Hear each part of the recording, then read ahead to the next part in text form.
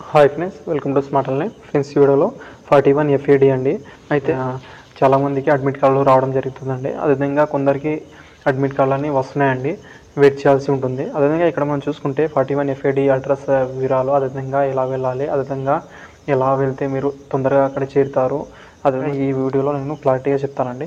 అయితే ఇక్కడ military station కరువు అండి, ఇది KARU. ఇది మీరు చూసుకోవచ్చు. ఇక్కడ ఈ ఫోటో అనేది ఆల్రెడీ లే డిస్ట్రిక్ట్ నుంచి 32 కిలోమీటర్ ఉండడం జరుగుతుంది. ఇది మీరు ఇక్కడ చూసుకోవాల్సి ఉంటుందండి. అదేవిధంగా దీని అడ్రస్, అదేవిధంగా మ్యాప్లో దీని రూట్ కూడా నేను చెప్తానండి. అలా మీరు వెళ్ళొచ్చు ఈజీగా.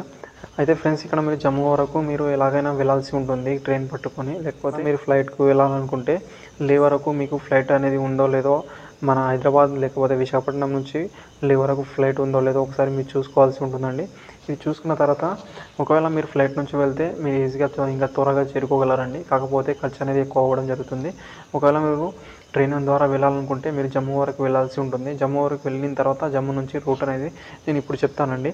ఎలాగైనా మీరు జమ్మూ వరకు వెళ్ళిన తర్వాత అక్కడ నుంచి రూట్ అనేది ఇప్పుడు నేను చెప్తానండి. ఇక్కడ మీరు చూసుకోవచ్చు. ఫ్రెండ్స్, ఇక్కడ మనం చూసుకుంటే మీ లొకేషన్ అనేది జమ్మూ సెలెక్ట్ చేసుకున్న తర్వాత కారు అనేది నెక్స్ట్ ఇక్కడ సెలెక్ట్ చేసుకోవాల్సి ఉంటుంది. నెక్స్ట్ అనేది మీరు ఎగ్జాక్ట్ లొకేషన్ అనేది కారు అనేది టైప్ చేయాల్సి ఉంటుంది. KARU కారు అని టైప్ చేసిన తర్వాత ఇక్కడ చూసుకుంటే మీరు జమ్మూ కాశ్మీర్ నుంచి కారు 710 కిలోమీటర్ ఉండడం జరుగుతుంది. టోటల్గా ఇక్కడ ట్రావెలింగ్ అనేది మనం ఇప్పుడు చూసుకుంటే దగ్గర 18 అవర్స్ జర్నీ ఉండడం జరుగుతుందండి. ఇక్కడ మనం చూసుకోవచ్చు. ఇది ఫస్ట్ మీరు చూసుకుంటే ఇక్కడ నుంచి మీరు ఏదైనా క్యాబ్ లేకపోతే బస్సు నుంచి మీరు వెళ్ళాల్సి ఉంటుందండి. ఒకవేళ క్యాబ్లో వెళ్ళాలనుకుంటే ఒకరికి చాలా ఖర్చు అవుతుందండి. అలాంటప్పుడు అక్కడికి మీతో పాటు చాలామంది అక్కడ ఈవెంట్స్కి రావడం జరుగుతుంది. అలాంటి వారు మీరు కలిసి మాట్లాడుకొని మీరు వెళ్ళాల్సి ఉంటుందండి. ఇది ఇక్కడ చూసుకోవచ్చు. ఈజీగా మీరు వెళ్ళిపోవచ్చు. ఎలా వెళ్ళాలనేది ఇక్కడ మనం చూసుకుంటే జమ్మూ నుంచి శ్రీనగర్ నుంచి కార్గిల్ మీదకి వెళ్ళి లే నుంచి కారుకు వెళ్ళొచ్చు. అయితే ఈ రూట్ అనేది చాలా సేఫ్ అండి. ఎందుకంటే అక్టోబర్ మంత్లో కొంచెము అక్కడ వాతావరణం అనేది చల్లబడడం జరుగుతుంది. ఆ -డిగ్రీలోకి వెళ్ళడం వల్ల అక్కడ రోడ్లు కూడా మూసేయడం జరుగుతుంది. అలాంటప్పుడు ఈ రోడ్ అనేది చాలా సేఫ్ అండి, ఈజీగా వెళ్ళొచ్చు. కాకపోతే మ్యాక్సిమం అన్ని రూట్స్ మాత్రం కూడా అంతే ఉంటుందండి. ఇంకోటి నువ్వు చూసుకుంటే మనాలి నుంచి ఇక్కడ మనం నెక్స్ట్ ఈ జమ్మూ హిమాచల్ ప్రదేశ్, అదేవిధంగా మనాలి మీదకి వెళ్ళి డైరెక్ట్గా కారు చేరుతుందండి. లే కూడా వెళ్ళదు. అయితే ఇది కొంచెం చెప్పలేము అండి. ఇది మీరు ఒకసారి సెర్చ్ చేసుకొని వెళ్ళాల్సి ఉంటుంది. ఎందుకంటే అక్టోబర్ మంత్లో శీతాకాలం స్టార్ట్ అవ్వడం వల్ల అక్కడ కొంచెం మంచు ఏర్పడడం జరుగుతుందండి. రోడ్ క్లోజ్ కూడా అవ్వడం జరుగుతుంది.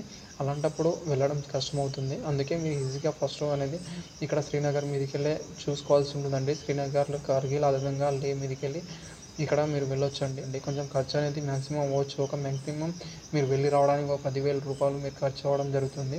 అమెరికాలో వాళ్ళు అడ్రస్ కూడా సరిగ్గా మెన్షన్ చేయలేదు.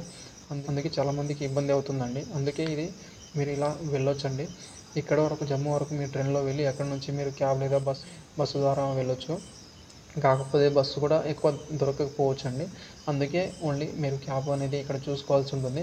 ఒక 5 days అనేది అక్కడ స్పెండ్ చేయాల్సి ఉంటుందండి. ఎందుకంటే ఒక standard test and physical efficiency test అనేది మీరు కంప్లీట్ చేసుకుంటే, సక్సెస్ఫుల్గా మీరు కంప్లీట్ చేసుకుంటే నెక్స్ట్ ఎగ్జామ్ కూడా మీరు అక్కడే ఉండాల్సి ఉంటుందండి. మ్యాక్సిమం ఒక 5 days అనేది అక్కడ కేటాయించాల్సి ఉంటుంది. ఇది మీరు చూసుకోవాల్సి బెస్ట్ ఫ్రెండ్స్. వీడియో నచ్చినైతే ఒక లైక్ చేయండి friends. Thank you for watching.